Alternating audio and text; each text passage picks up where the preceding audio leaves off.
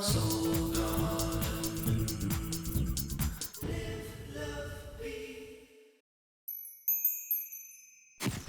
Hello heroes, and welcome now to Tuesday. How you feeling? Saturn is moving well into Virgo, though not fully a degree yet.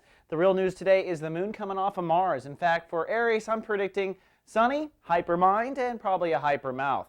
The moon is in Gemini, and coming off of Mars, you might have had some crazy dreams last night, or you might have had one of those days where you woke up ready for a full conversation, even though everyone in the house did not want you to do that. That's because the moon is in the house of thinking and communication. And whenever it comes off of Mars, it is kind of an adrenaline shot of gravity from the universe. So you might be feeling that today.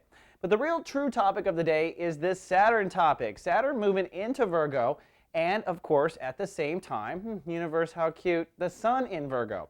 In fact, today the sun is at 12 degrees, telling me we're into chapter 2 of Sun in Virgo. And it's a good time to talk about this whole Virgo thing anyway. You see, if you're an Aries, Virgo is ruling your house of daily reality. That means when it comes to day-to-day things, Aries are anal retentive, quite brilliant actually, maybe a little sensitive, and definitely a touch of hypochondria.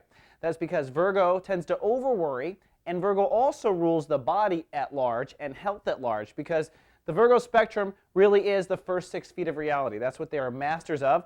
You're a master of ego and feeling great about yourself. Virgo's master of keeping things alive. So when things go wrong for an Aries, they tend to overthink it in the moment and kerplunge. They flush their health down the toilet, where in bed they can kind of rethink it. And it's funny, as you get to know Aries, this is how they are.